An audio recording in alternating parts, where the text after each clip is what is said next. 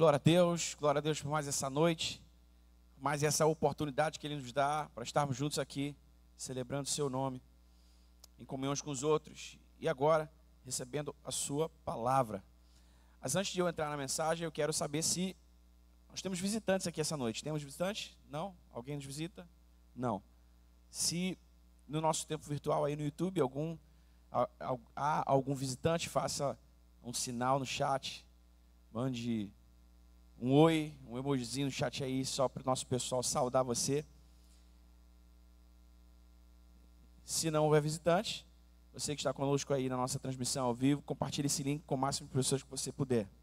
Glória a Deus, porque nós estamos aqui, amém? Estamos aqui, esse lugar existe nesse tempo e nesse espaço para abençoar o povo de Deus e a essa comunidade. E que bom que podemos participar disso. Que bom que podemos ser abençoados por isso também. Essa noite, eu quero compartilhar com você sobre o que eu já venho pensando há algum tempo e ouvindo o Espírito Santo, ouvindo o Espírito Santo para a edificação da igreja. E essa mensagem, por assim dizer, tem um tema, um título. E o título dessa mensagem é A Igreja e a Cultura. A Igreja e a Cultura. E eu quero propor algumas questões para pensarmos juntos, refletirmos juntos, à luz da palavra de Deus, e entendermos qual é a expectativa do Senhor em nós e como nós devemos nos posicionar nesse mundo, a fim de atendermos a essa expectativa. Como a igreja deve lidar com as pressões culturais do mundo em que vive. Certamente, você, eu, todos nós, todos os dias lidamos com algum tipo de pressão cultural que desafia a nossa fé, que desafia os valores morais do reino de Deus que preservamos e pelos quais desejamos viver. Em maior ou menor grau, todos nós estamos diante de desafios assim todos os dias. E como nós, a Igreja de Cristo, devemos lidar com essas pressões? Qual deve ser a nossa resposta às perguntas que nos são feitas? Qual deve ser o nosso posicionamento frente a esses desafios que nos são propostos e muitas vezes impostos, na verdade? Porque se nós pudéssemos, nós fugiríamos desse tipo de desafio. No trabalho, na família, aliás, antes do trabalho, na família muitas vezes, também no trabalho, na vizinhança, nos nossos relacionamentos de uma maneira mais ampla, mais geral. Essas perguntas, essas reflexões, elas falam sobre o posicionamento da igreja. E quando eu me refiro à igreja, eu me refiro a eu e você, me refiro aos membros do corpo de Cristo que constituem a igreja. Qual deve ser, então, o nosso posicionamento frente à cultura vigente, à cultura em que nós estamos vivendo agora? E como devemos responder corretamente a essas perguntas e nos posicionarmos corretamente diante desses desafios? Nós não podemos fazer isso de outro modo a não ser olhando para Jesus e a sua palavra. Em Jesus nós temos o modelo, em Jesus nós temos a referência de qual deve ser o nosso modo de vida, o nosso posicionamento, a nossa mentalidade, de qual deve ser o nosso padrão de fala, o nosso padrão moral nos nossos relacionamentos. Olhando para Jesus e olhando para a sua palavra, somente assim nós poderemos responder a essa pergunta. E somente assim nós poderemos atender às expectativas de Deus em nós. Porque é preciso entender, irmãos, que Jesus e o Evangelho estão acima, diga comigo, acima. Estão acima de toda ideologia, seja ela qual for, acima das nossas opiniões pessoais, por melhores que nós consideremos as nossas opiniões a respeito da cultura em que nós vivemos. Jesus e o Evangelho estão muito acima das nossas opiniões pessoais. É importante ter opiniões, é importante saber defender as nossas opiniões. Mas a verdade é que Jesus e o Evangelho estão acima daquilo com o que nós concordamos, estão acima daquilo com o que nós discordamos. E de novo digo que para atendermos à expectativa de Jesus em sua igreja, e nós já vamos falar dessa expectativa, nós devemos observá-lo, olhar para ele, olhar para o seu evangelho, acima de todas essas coisas, para identificar no seu ensino e no seu testemunho, sobretudo. Não só nas coisas que Jesus disse, mas no modo como ele viveu, qual é a direção que nós devemos seguir como igreja. Vocês estão me entendendo até aqui, irmãos? Porque nós não venceremos como igreja nesse mundo e não influenciaremos positivamente a cultura em que nós estamos vivendo, com base nas nossas boas opiniões, com base nas ideologias desse tempo, e nós julgamos serem corretas, ou as mais adequadas, ou as mais próximas à ideia central do evangelho, do cristianismo. Não é assim que nós vamos vencer, não é assim que nós devemos nos portar frente à cultura. É como Jesus fez e é como Jesus disse, amém? É como Jesus fez e é como Jesus disse. Para que você vença todos os seus desafios a respeito desse tema, na sua família, no seu trabalho, nos seus relacionamentos, você precisa olhar para Jesus e você precisa ouvir Jesus, amém? E esse é o sentido de sermos discípulos de Jesus. Observamos o nosso mestre para fazer como ele fez, para dizer o que ele disse, para nos posicionarmos como ele se posicionou, porque queremos ser como ele é, amém? É assim que fazemos como aprendizes, como discípulos. Observamos, aprendemos e nos posicionamos. Então, acima de qualquer ideologia, acima de qualquer opinião, acima de qualquer boa ideia, nós temos Jesus e o seu evangelho, o modo como ele viveu e se posicionou, e o seu ensino, as coisas que ele disse e ordenou a nós, a sua igreja. Eu não sei se você sabe, mas ao longo de toda a história não só da igreja, mas da história da humanidade mesmo, especialmente a partir da igreja, a partir do primeiro século, quando surge a primeira igreja, a igreja e o cristianismo exerceram fortíssima influência positiva nas sociedades de todo mundo, melhor dizendo, nas sociedades do Ocidente. Não sei se você sabia disso, mas lá no princípio da igreja, no princípio da história mais recente da igreja, o cristianismo e os valores morais do cristianismo exerceram fortíssima influência sobre as sociedades do Ocidente. Por quê? Porque essa era a vontade de Deus. E a vontade de Deus não mudou. A vontade de Deus continua sendo que a sua igreja e que os valores, que a sua igreja, a partir dos valores morais do reino de Deus, exerça influência positiva e significativa no tempo em que está vivendo. Assim como foi com a igreja do primeiro século, deve ser com a igreja do século presente. Assim como foi com os primeiros apóstolos que constituíram a primeira igreja, juntamente com todos os discípulos de Jesus que o seguiam, assim deve ser conosco, com todos nós, eu e você.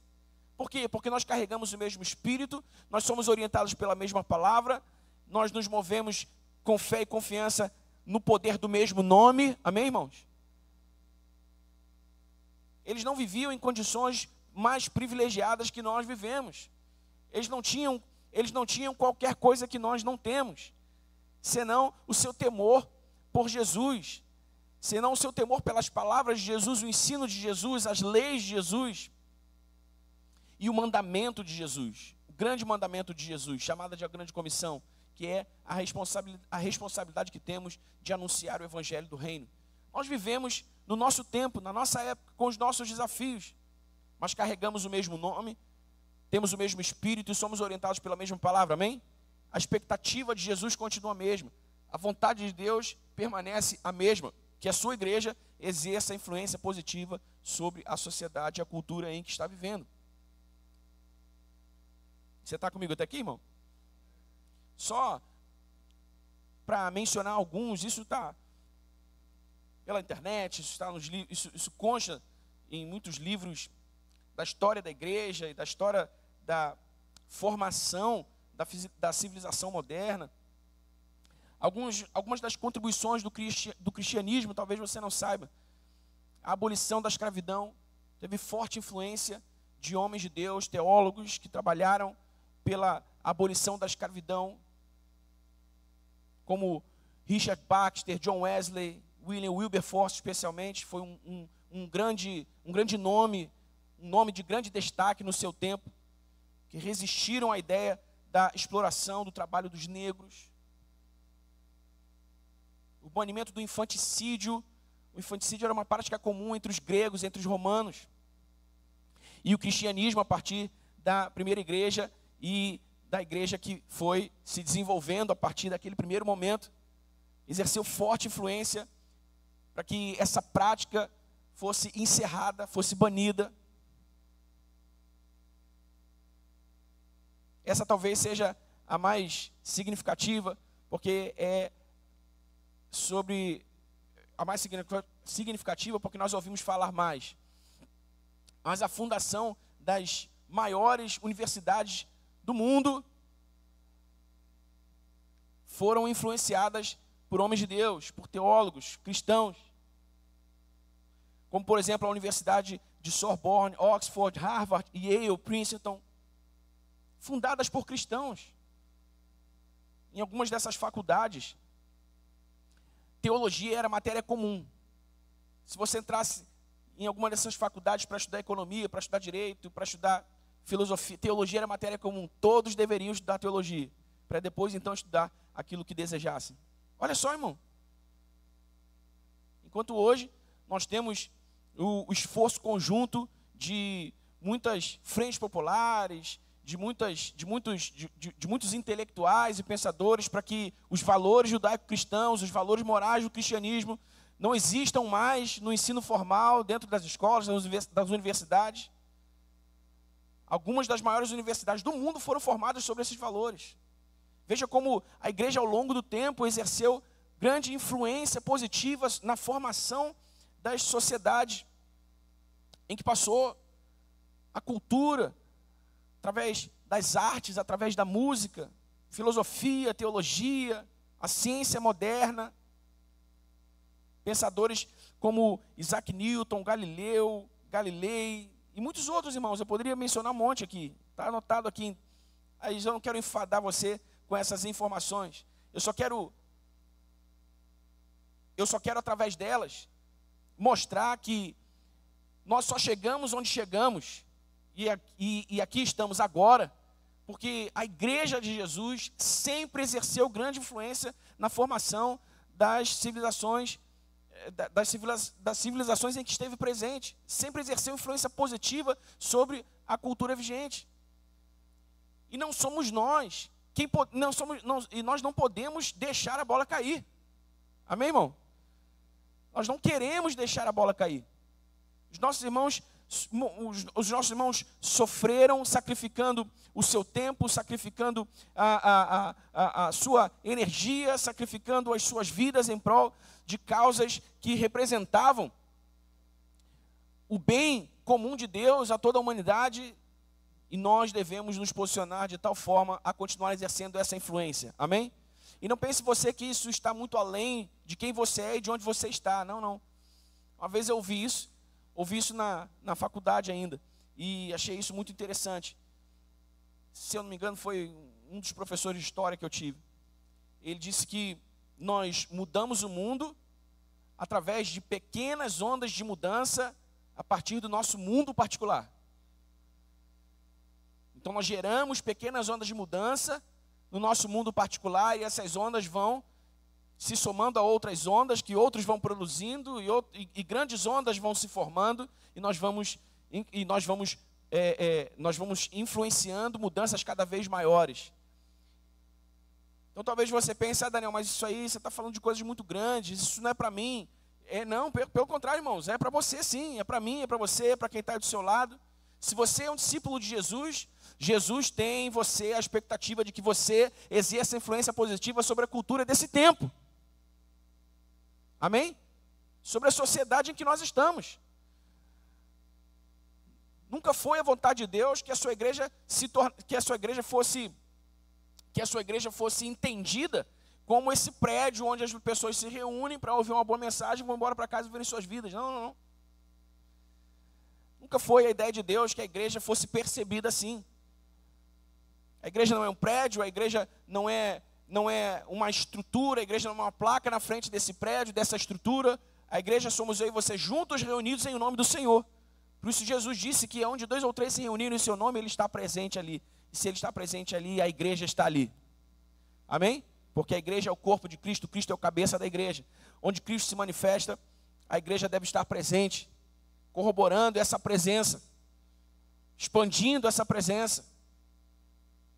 Eu já disse isso aqui algumas vezes. Feche esse prédio vazio de gente e não haverá igreja aqui. Reúna o povo de Deus na Praça Ucranianos e teremos uma igreja lá. Amém? Então não é o prédio, não é a estrutura. Porque nunca foi a vontade de Deus que a sua igreja fosse percebida assim. Eu e você juntos, em comunhão uns com os outros, devemos nos mover nesse mundo, no poder do Espírito Santo, para produzir a influência positiva que Deus espera que produzamos nessa sociedade. Amém, querido?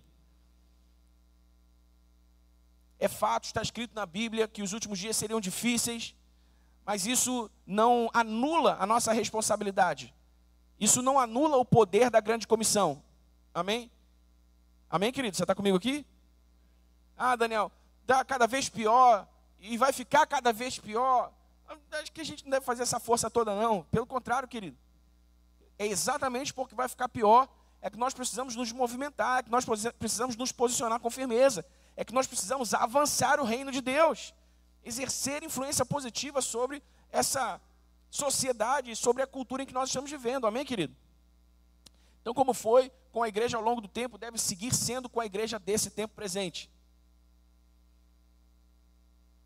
Além disso, há o fator sal da terra e luz do mundo, não é? Em Mateus capítulo 5, versículos de 13 a 16, nós lemos nas palavras de Jesus: vocês são o sal da terra. Põe essa passagem na tela, Michel, por favor. Mateus 5, do versículo 13 ao versículo 16. Eu ia seguir mencionando o versículo aqui, mas eu fiquei com medo de errar. Olha só, vocês são o sal da terra. Ora, se o sal vier a ser insípido, ou seja, perder o sabor, como lhe restaurar o sabor? Para nada mais presta senão para ser lançado fora e ser pisado pelos homens. 14. Vocês são a luz do mundo. Não se pode esconder uma cidade situada no alto de um monte. Nem se acende uma lamparina para colocá-la debaixo de um cesto, mas num lugar adequado, onde ilumina bem todos os que estão na casa. Assim, brilhe também a luz de vocês diante dos outros, para que vejam as boas obras que vocês fazem e glorifiquem o Pai de vocês que está nos céus. Diga aleluia. O fator sal da terra e luz do mundo, essa palavra continua vigorando sobre a igreja de hoje. Essa palavra não foi dirigida exclusivamente aos discípulos que a ouviram diretamente da boca de Jesus. Essa palavra ecoa até hoje para todos os que para todos os que ouvem a palavra de Jesus revelada pela Sagrada Escritura agora. Então, assim como para aqueles discípulos Jesus estava dizendo: vocês são o sal da terra e a luz do mundo, ele diz a nós hoje, ele diz a mim e a você: vocês são o sal da terra e a luz do mundo. Você considera que o que está escrito na palavra de Deus é importante? E precisamos dar atenção a isso? Amém? Então nós precisamos dar atenção a essas palavras de Jesus, porque elas falam sobre o nosso propósito, falam sobre a nossa identidade, falam sobre a nossa missão, falam sobre o nosso comprometimento com a expectativa que Ele tem em nós.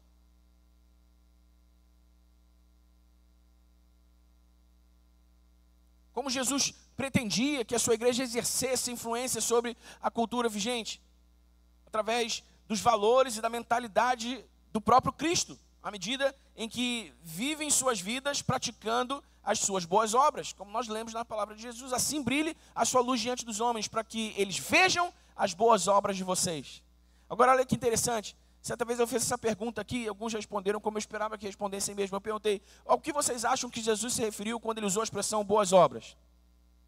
É fazer o bem, cuidar do necessitado e coisas assim surgiram nas respostas que vocês trouxeram. Mas olha que interessante, a palavra obras, nessa passagem que nós acabamos de ler, é a tradução da palavra grega ergon, que é associada ao trabalho, ao esforço laboral mesmo. Então Jesus estava dizendo o seguinte: olha, enquanto vocês trabalham, enquanto vocês vivem a vida de vocês, enquanto vocês fazem as suas coisas, enquanto vocês vivem a vida comum, que a luz de vocês brilhe diante dos homens. Amém, irmãos? A luz de Jesus não está brilhando através de nós somente quando nós fazemos boas coisas para alguém especificamente. num ato isolado, eventual.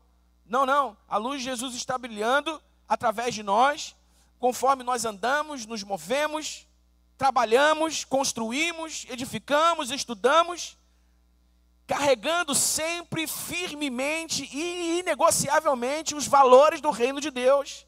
E nos movemos a partir da mentalidade do reino de Deus. Assim, a nossa luz brilha e os homens veem a glória de Deus através de nós, amém?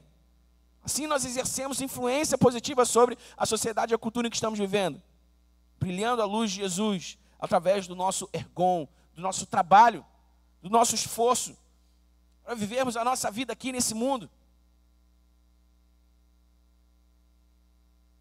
Então consideramos o fator sal da terra e luz do mundo como muito importante, porque o poder dessa palavra vigora sobre nós ainda agora.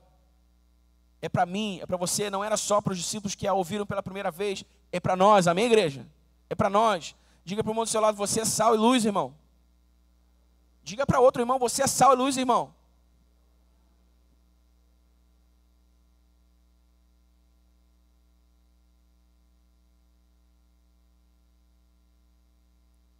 Outra coisa que nós precisamos considerar para influenciarmos positivamente a cultura, a sociedade e a cultura em que estamos vivendo, é a qualidade do nosso novo nascimento. O verdadeiro novo nascimento, irmão, o verdadeiro novo nascimento precisa ser a chave de entrada nesse campo de influência do qual nós estamos falando. Por quê, irmãos? Porque a evidência irrefutável do novo nascimento é o fruto do Espírito. Está lá em Gálatas 5:22. Põe na tela aí, Michel, por favor. Gálatas 5:22.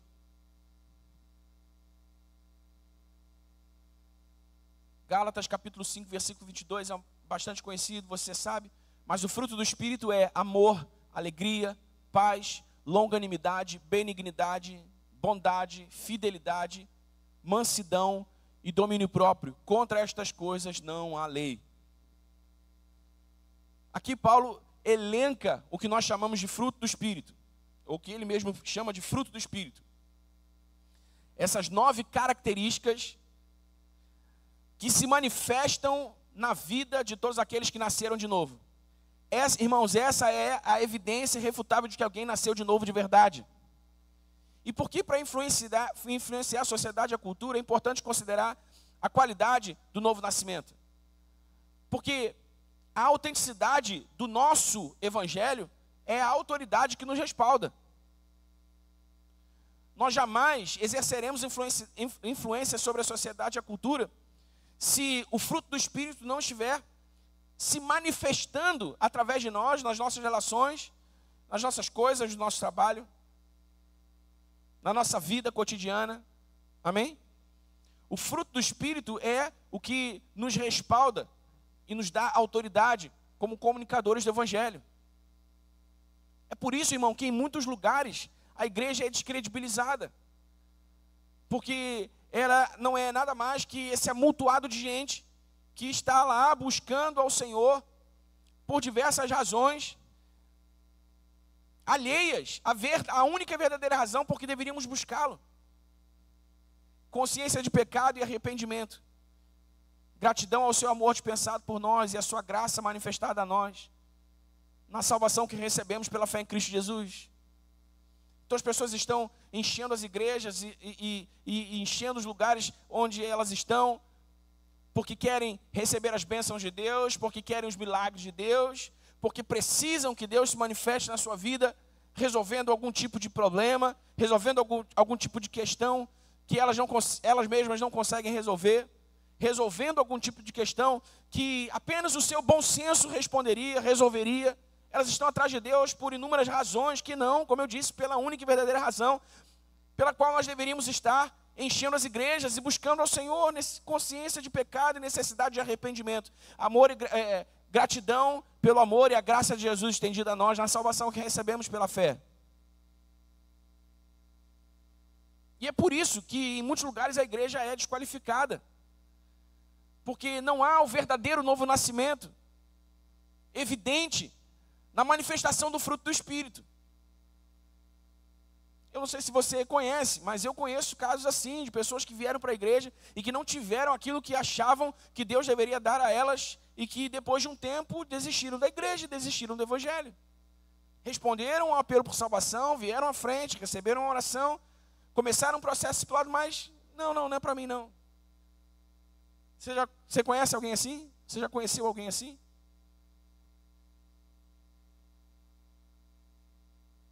Então, irmãos, nós só conseguiremos influenciar a sociedade, impactar positivamente a cultura em que nós estamos,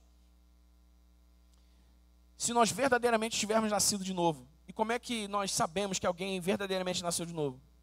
Pela presença, pela manifestação do fruto do Espírito. Amém? Do fruto do Espírito. Então nós precisamos, se queremos abraçar a responsabilidade de impactar a sociedade, a cultura em que nós estamos, precisamos orar todos os dias. Espírito Santo, manifeste em mim o teu fruto. Espírito Santo, manifeste em mim as tuas virtudes. Espírito Santo, transforme a minha vida. Espírito Santo, faz-me semelhante a Jesus. Espírito Santo, ajuda-me nas minhas fraquezas. Espírito Santo, fortaleça a minha fé. Espírito Santo, dá-me clareza de mente, de visão. Ajuda-me a andar na tua palavra. Ajuda-me a andar nas palavras de Jesus e a viver por elas. Amém, querido? Mas se todas as nossas orações são sobre coisas que queremos de Deus, nós não vamos muito longe. E a nossa vida será um sal sem sabor nesse mundo. E a nossa vida será uma luz apagada nesse mundo. Mas essa não é a vontade de Deus. E se não é vontade de Deus, também não deve ser a nossa. Amém, querido? Queremos ser um sal que salga. Queremos ser uma luz que brilha a glória de Jesus. Por isso devemos considerar se o fruto do Espírito está aparecendo e se manifestando em nós. Porque é isso o que respalda a autoridade do nosso evangelho. Amém? Que ninguém diga de você, onde você trabalha, na sua vizinhança. Fulano é crente, mas fulano é crente, mas peraí também, né? Você viu lá, é crente, mas está fazendo isso. É crente, mas está vivendo daquele jeito. É crente, mas isso. É crente, mas aquilo outro. Sempre tem uma objeção. Enquanto houverem objeções justificáveis,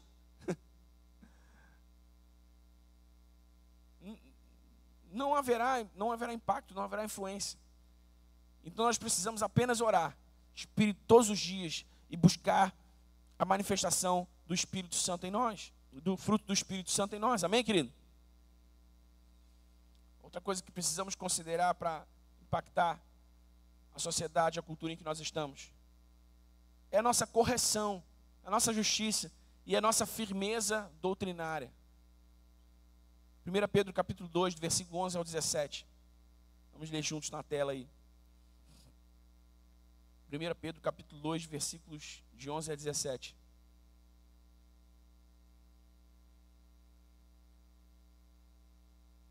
Amados, peço a vocês, como peregrinos e forasteiros que são, que se abstenham das paixões carnais que fazem guerra contra a alma, tendo conduta exemplar no meio dos gentios, para que quando eles os acusarem de malfeitores, observando as boas obras que vocês praticam, glorifiquem a Deus no dia da visitação.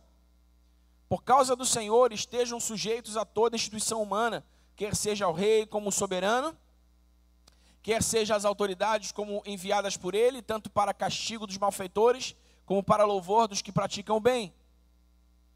Porque assim é a vontade de Deus, que pela prática do bem, vocês silenciem a ignorância dos insensatos. Como pessoas livres que são, não usem a liberdade como desculpa para fazer o mal. Pelo contrário, vivam como servos de Deus. Tratem todos com honra, amem os irmãos na fé, temam a Deus e honrem o rei.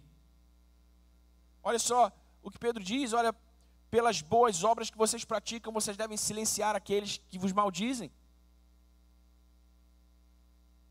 Por isso que eu falei, enquanto houverem objeções que se justificam, não é? Não que se justificam em si mesmas, mas enquanto houverem objeções reais, verdadeiras, fulano é crente mais, fulano é crente mais, fulano é crente mais. Nós só precisamos silenciar aqueles que maldizem o evangelho, o cristianismo, a partir das nossas boas obras, correção, justiça. Amém, irmão? Desde as menores coisas, aquelas que nós julgamos mais insignificantes, há certos contextos, irmãos, em que as coisas mais insignificantes para nós são as que mais importam. São as que na ponta vão causar o maior estrago.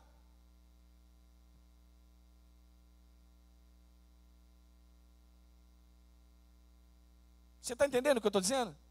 Parece tão pequeno, parece tão insignificante, que a gente passa por cima, que a gente põe debaixo do tapete, que a gente faz de conta que não é com a gente. Mas não, são essas coisas que comprometem a nossa correção, a nossa justiça. São essas coisas que dão razão àqueles que criticam o evangelho e o cristianismo. Por quê? Porque não há correção, não há justiça, não há firmeza. E nós não conseguimos impactar a sociedade, nós não conseguimos influenciar a cultura sem justiça, sem correção, sem firmeza doutrinária.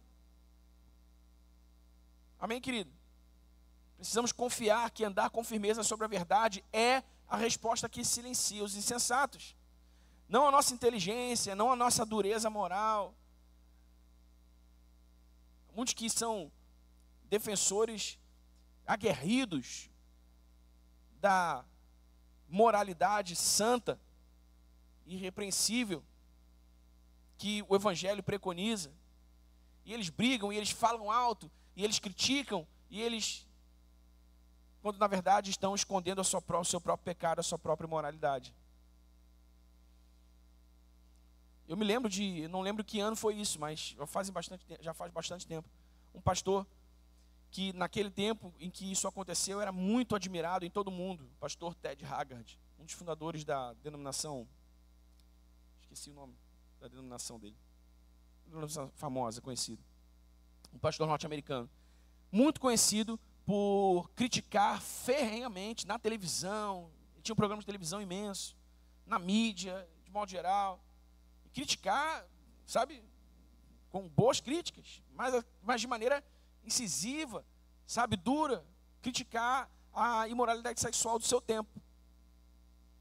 Os homossexuais, não era como hoje, né? Há centenas de tipos de homossexualidades. Mas ele criticava, até o dia em que vazou. Vazou, olha só como é que acontece. Vazou que ele mesmo era o imoral que ele criticava. E não foi nenhum blefe, não, porque ele mesmo confessou o seu pecado. Confessou o seu pecado dentro da sua igreja, usava sistematicamente heroína, era homossexual e estava lá. Então assim, irmão, não é a nossa dureza moral, não é o quanto a gente é capaz de vociferar, de gritar, de criticar, não é isso. Não é isso que vai exercer influência, sabe? Às vezes a gente tem essa ideia de que a gente precisa brigar, e de que não é essa apologética que nós devemos praticar, não, irmãos. Se nós pensarmos em apologética, em defesa da fé, a primeira coisa na qual nós precisamos pensar é em firmeza doutrinária. O que Pedro diz? Paulo diz também, Pedro dizem a mesma coisa. Vocês precisam saber responder a quem pede justificativa à sua fé. Você precisa saber responder. Você precisa saber argumentar a sua experiência em Cristo. Você precisa saber argumentar o plano eterno de Deus em Cristo. Firmeza e correção doutrinária. É importante nós nos posicionarmos, mas precisamos entender isso, que não é a nossa inteligência, não é a nossa capacidade de filosofar, não é a nossa dureza moral, não é a nossa justiça própria. Nada disso pode exercer influência positiva sobre a sociedade e a cultura em que nós estamos, senão a correção, a justiça e a firmeza doutrinária na qual nós caminhamos. Amém, irmão? E quando eu digo firmeza doutrinária, de novo, eu faço questão de enfatizar que as menores e as que nós julgamos mais insignificantes das práticas, das nossas práticas comportamentais, são as que mais importam.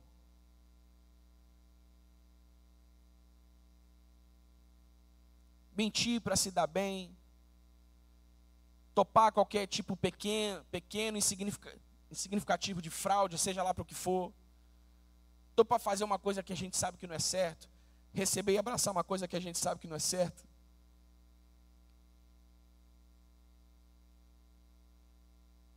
Hoje de manhã mesmo a gente conversava lá, né, Marcão? Ontem, acho que foi hoje. Ontem não, domingo passado, acho que foi hoje. Né? Gato de luz, por exemplo. não é? Gato de água. Sabe, querido? Correção. Firmeza moral, firmeza doutrinária. Pela nossa boa prática, pelas nossas boas obras, nós silenciamos os insensatos. Mas se há lacunas abertas, sem chance. E nós precisamos ouvir o chamado de Deus para nós nesse tempo. O chamado de Deus para nos levantarmos, para influenciar a sociedade, influenciar a cultura, brilhar a luz de Cristo nesse mundo, cada vez mais intensamente, tanto quanto se aproxima a volta de Cristo. Amém, irmãos? Queremos ser achados fiéis pelo Senhor quando Ele chegar. Não porque vivemos bem as nossas vidas e cuidamos das nossas coisas, mas porque fomos verdadeiros baluartes do reino de Deus. Nos posicionamos como colunas, apontamos direção, apontamos caminho, brilhamos a luz de Cristo no mundo, salgamos o mundo com o tempero dos céus. Amém, querido? É assim que queremos ser achados fiéis pelo Senhor quando Ele voltar. Então, se você quer atender a expectativa de Jesus para a sua igreja e quer viver de modo a influenciar positivamente a sociedade e cultura em que você vive, você precisa de correção e firmeza doutrinária. Amém? Amém, irmão? Você está pegando isso que eu estou dizendo aqui, irmão? Está entendendo o que eu estou dizendo? Compreendemos o fator sal da terra e luz do mundo. Compreendemos o verdadeiro novo nascimento. A manifestação do fruto do Espírito. Compreendemos a necessidade de correção e firmeza doutrinária. O que tem a ver com o próximo ponto que eu pus aqui no meu esboço, que é a encarnação do Evangelho. Maneira bonita, difícil dizer isso, é uma ortodoxia viva, né? Na verdade, em contraposição ao que nós chamamos de ortodoxia morta, que é viver o Evangelho sem proclamar o Evangelho sem a prática do Evangelho.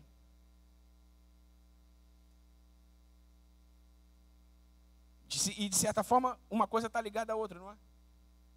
Nós não podemos proclamar o Evangelho sem viver o Evangelho. Amém? Certa vez Jesus disse para os discípulos, a respeito dos fariseus, dos mestres da lei, eram os pastores, eram os sacerdotes, eram os líderes religiosos da época. Jesus disse assim, olha, vocês estão vendo esses caras aqui? Perguntou aos seus discípulos. Façam tudo o que eles falam, mas não façam o que eles fazem.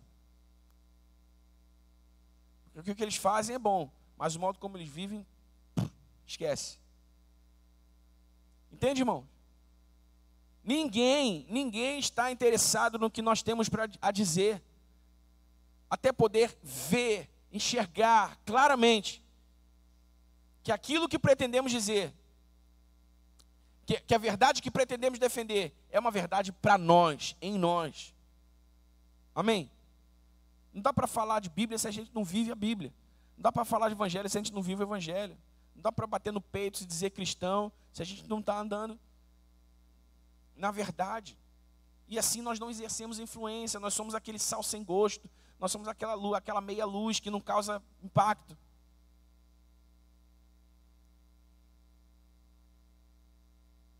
Amém, irmão? Zero amém. Amém? Você está aqui?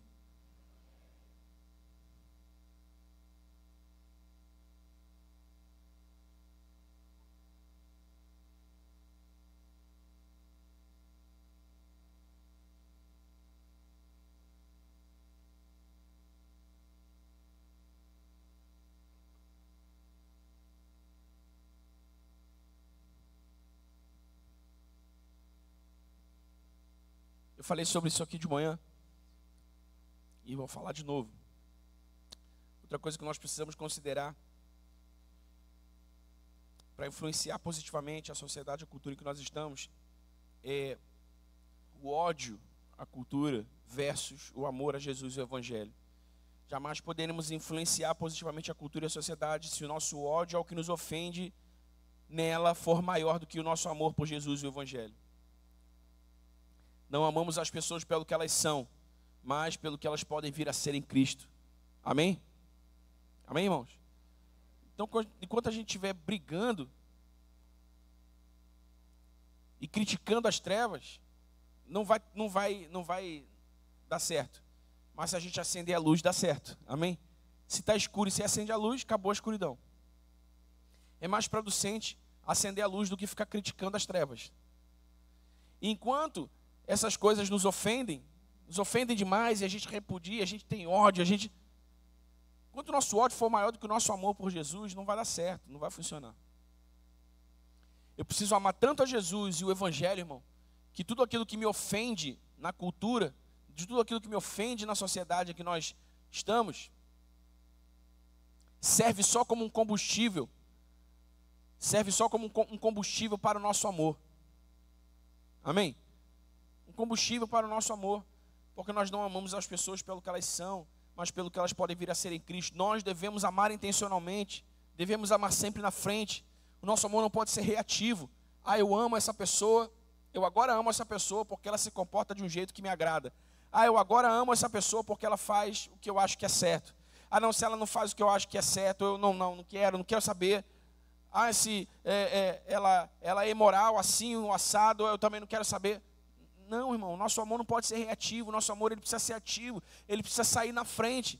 Jesus disse para os seus discípulos, aliás, João disse a respeito do amor de Jesus pelos seus discípulos, nós só o amamos porque ele nos amou primeiro.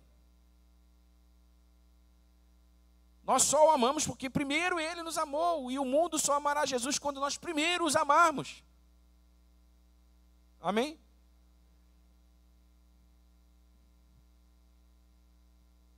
Então precisamos exercitar esse tipo de amor como se exercita um músculo.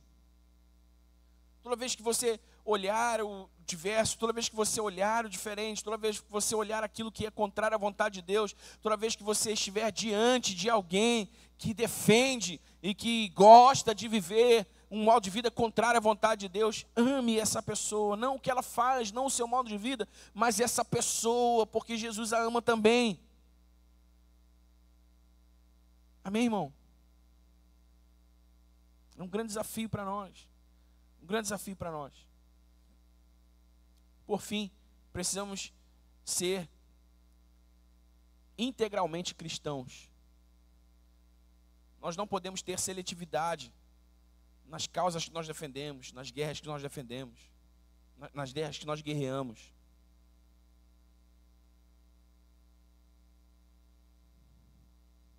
Nós não podemos criticar homossexuais enquanto estamos traindo as nossas esposas, enquanto estamos traindo os nossos esposos, enquanto estamos flertando com a imoralidade heterossexual. Não é? É um escândalo a homossexualidade, mas a imoralidade heterossexual é normal. Parece que é um tipo de mentirinha branca, né? Sabe, nós não podemos criticar, irmãos, a corrupção dos políticos quando somos corruptos em coisas pequenas, quando somos corruptos em coisas aparentemente insignificantes. Não podemos ser seletivos, porque o que nós temos é o Evangelho todo para o homem todo. Se o Evangelho não puder tocar todas as áreas da nossa vida, irmão, ele não serve. Não serve, porque Jesus não nos pede muito. Jesus nos pede tudo. Não dá para ser meio crente. Não dá para ser meio de Jesus. Ou é tudo ou é nada. Amém? E não quero dizer com isso, irmão, que você precisa ser perfeito, que você precisa ser, sabe, o perfeitinho que não erra. Não, nenhum de nós somos perfeitos aqui nessa terra. Eu já disse e repito, santidade não é a completa ausência de pecado na nossa vida, mas a inegociável intolerância à presença do pecado na nossa vida. Não quer dizer que eu não tenho pecado, não quer dizer que eu não erro, mas eu não tolero a presença do pecado na minha vida. Eu não acomodo a presença do pecado na minha vida. Isso é santidade. Amém? Isso é santidade. Então precisamos ser integrais. Precisamos ser integralmente cristãos. Integralmente cristãos. Jesus está contando com a sua igreja, irmãos. Jesus está contando com a sua igreja para influenciar a sociedade. Jesus está contando com a sua igreja para influenciar a cultura. Nós não podemos só ficar, sabe, da boca para fora, falando daquilo que nós discordamos. Precisamos fazer alguma coisa objetiva a respeito. E nós começamos esse movimento andando em linha com a palavra naquilo o que nós sabemos ser a vontade de Deus e a expectativa de Jesus para a sua igreja. Sal da terra, luz do mundo. Verdadeiros cristãos nascidos de novo, porque o fruto do Espírito está se manifestando. Justos que andam firmes na doutrina. Gente que encarna o Evangelho. Gente que ama a Jesus e o Evangelho mais do que aquilo que odeia na cultura. Gente que ama as pessoas pelo que elas podem vir a ser em Cristo, não pelo que elas são ou fazem. Gente integralmente cristã, que não é seletiva nas causas que defende ou que critica, mas que recebe o Evangelho todo para todas as áreas da sua vida. Amém, irmão?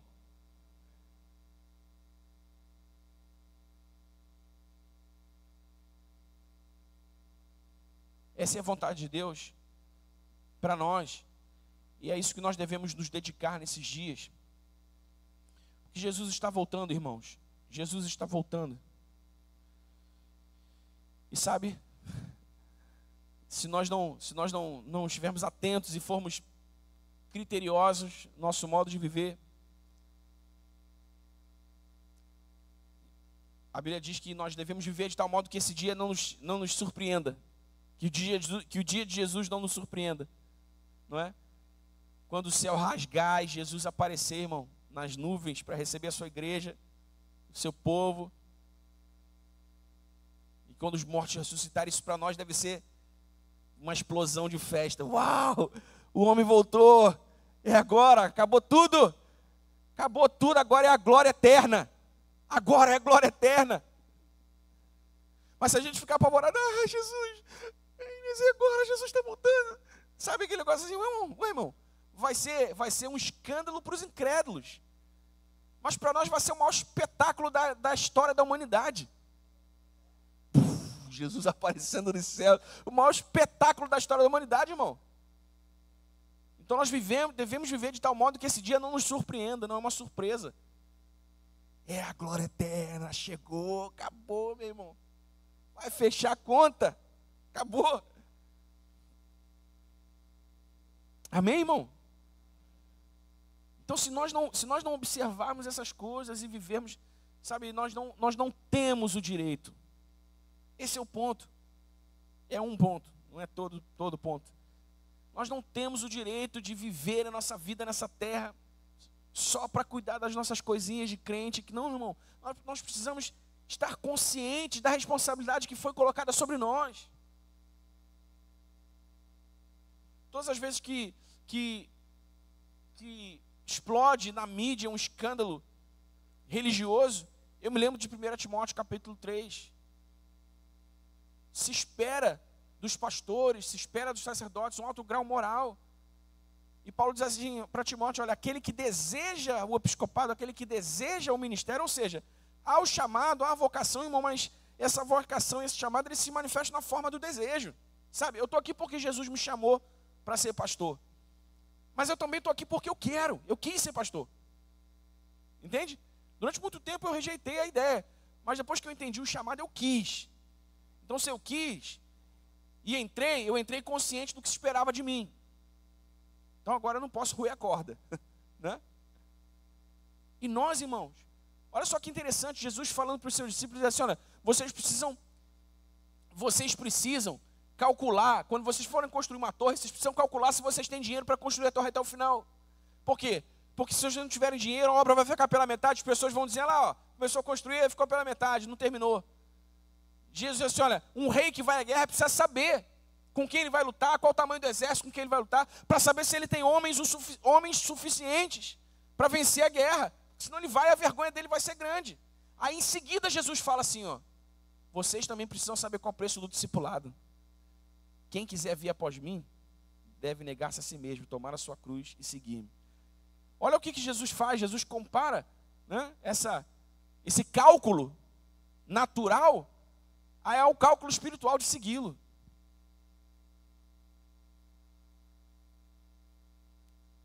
Ao longo do tempo, ao longo da história, foi se virando o sentido das coisas ao contrário. Por quê? Porque, irmãos, a igreja sempre cresceu e expandiu o reino a partir de grandes perseguições, grandes sofrimentos, grandes lutas. Leia Hebreus 11. Leia a história da igreja, como morreram os primeiros apóstolos. Nós só estamos aqui por isso, irmãos. No entanto, há igrejas que usam o slogan da sua placa: pare de sofrer. Mas não, o apóstolo Paulo diz assim aos Tessalonicenses: aqueles que querem viver piamente em Cristo padecerão perseguições. Ou seja, você quer ser um cristão de verdade? Você tem que estar preparado para ser perseguido. Ou aceita brincar ou nem desce para o play. Calcula a construção da torre, porque se você quiser seguir Jesus, você vai ter que negar a si mesmo, você vai ter que tomar a sua cruz e você vai ter que segui-lo. Está comigo ainda, irmão? Amém? Está me odiando não, né?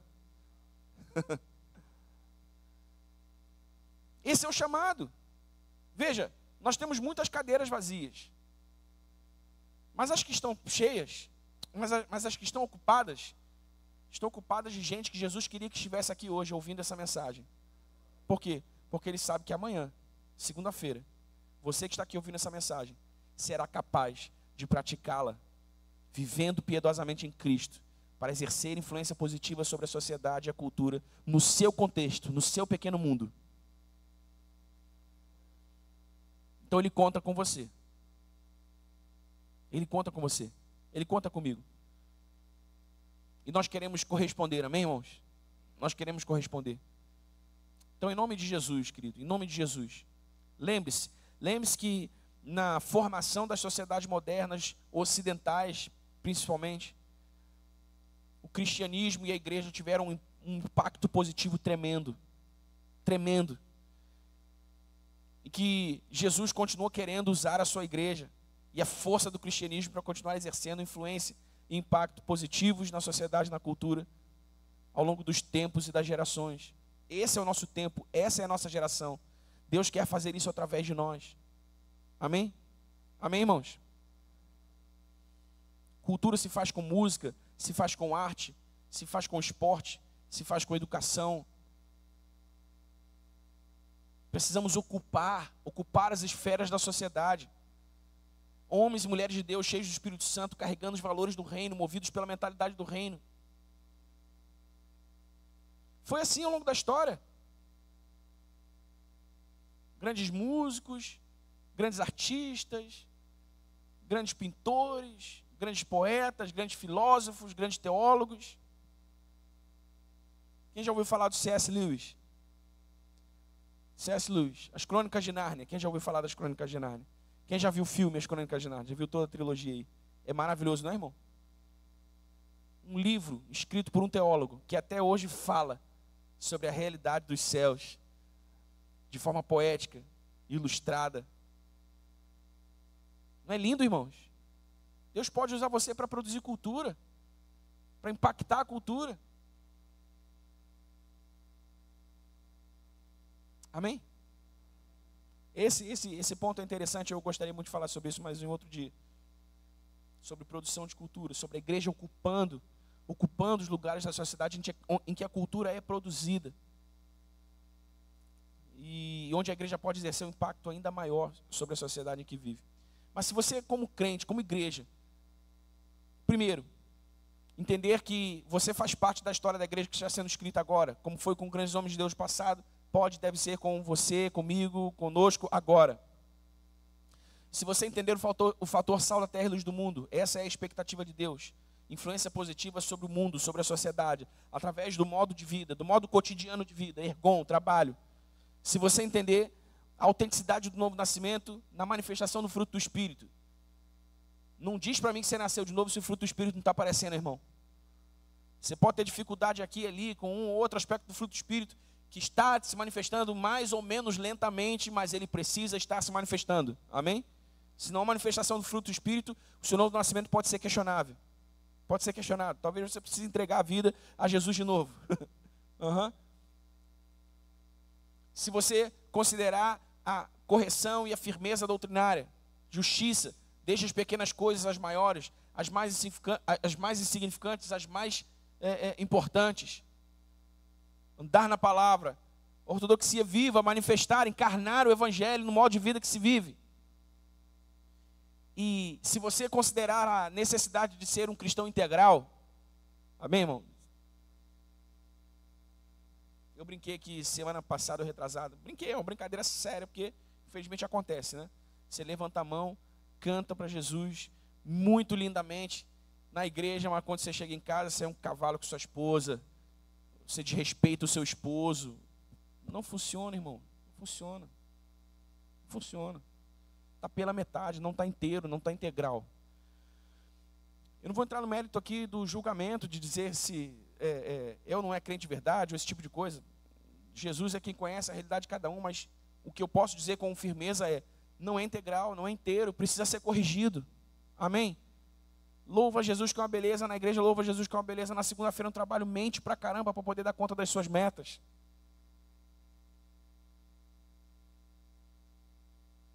Não dá, querido, não dá. Fica de conversinha no WhatsApp com a colega do trabalho, é casado. Estou falando para crente, irmão, para crente que faz isso.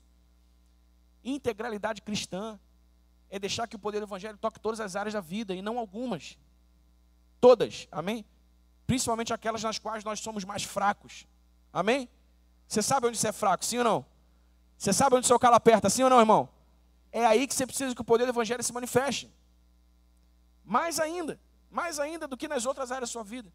Então assim, nós nos posicionamos e passamos a ser o sal que salga e uma luz que brilha. Não só na letra, não só na teoria, mas de fato e de verdade. Amém? Se alguém quiser direção, se alguém quiser, que olhe para você. Se alguém quiser uma referência, que olhe para você. Se alguém quiser um norte, que olhe para a sua vida. E assim por diante. Para que a glória de Deus se manifeste no mundo através de nós. Amém? Amém, irmãos? Fique de pé aí no seu lugar.